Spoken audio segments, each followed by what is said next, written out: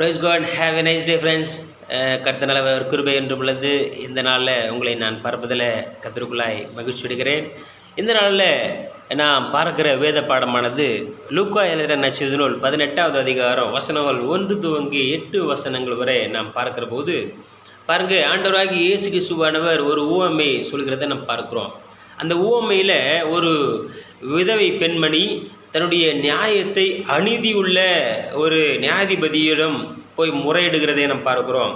ஆனால் அந்த அநீதியுள்ள நியாயாதிபதியானவன் மனிதர்களை மதிக்காதவனோ, தேவனுக்கு பயப்படாதவனோ, பாருங்க, இன்னும் அநேக ஆண்டவருக்கு பிரியமில்லாத ஒரு காரியங்களை செய்தவனுமாய் இருந்தான்.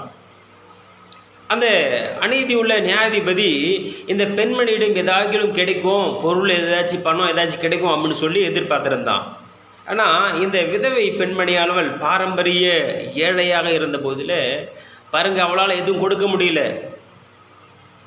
அந்த அநீதி உள்ள நியாயாதிபதியும் என்ன பண்ணான், தொடர்ந்து நச்சரித்து தவிர அவருக்கு வேறு வழி எதுவும் இல்லை. அதை அறியாதவளுமாக இருந்தாள்.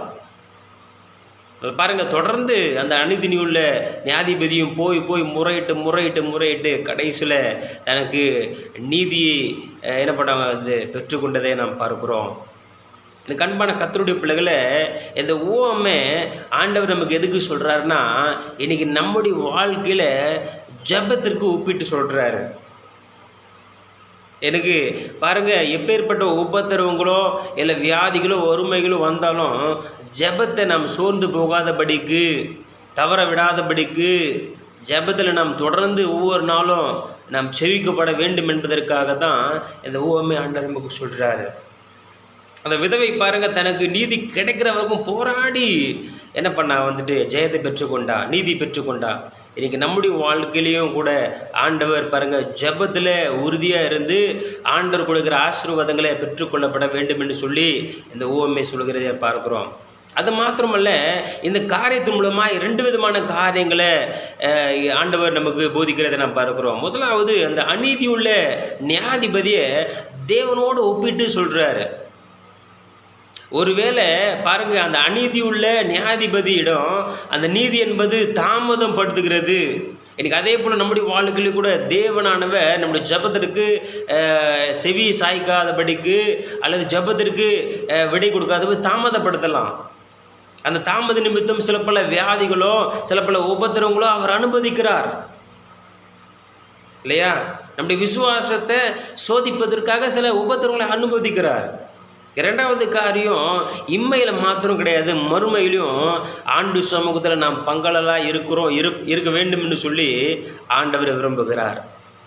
எனக்கு அன்பான கர்த்தருடைய பிள்ளைகளை, நம்ம ஜெபத்தில் உறுதியாக இருப்போம். யாக்கோபை போல என்னை நீ ஆசீர்வதித்தால் ஒழியே நான் உண்மை போக விட மாட்டேன்னு சொல்லியிருந்தான் இல்லையா? எனக்கு நாமளும் ஜெபத்தில் உறுதியாக இருப்போம்.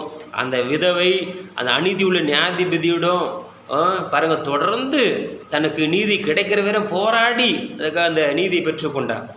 இன்றைக்கி நாமளும் ஜெபத்தின் மூலமாக ஆண்டவர் நமக்கு வச்சிருக்கிற ஆசீர்வாதங்களை தொடர்ந்து ஜெபத்தை விடாதபடிக்கு போராடி அந்த ஆசீர்வாதங்களை, நன்மைகளை, ஈவுகளை, சுகத்தை, பலத்தை, விடுதலை நம்ம என்ன பண்ணுவோம், ஜெபத்தின் மூலமாக தொடர்ந்து போராடி அதை நாம் பெற்றுக்கொள்வோம். கர்த்தர் நம்மை ஆசீர்வதிக்க வல்லவராக இருக்கிறார். ஆமென், அல்லேலூயா. கர்த்தர் இந்த வார்த்தைகளையும் உங்களையும் ஆசீர்வதி பயன்படுத்துவாராக. ஆமென். God bless you.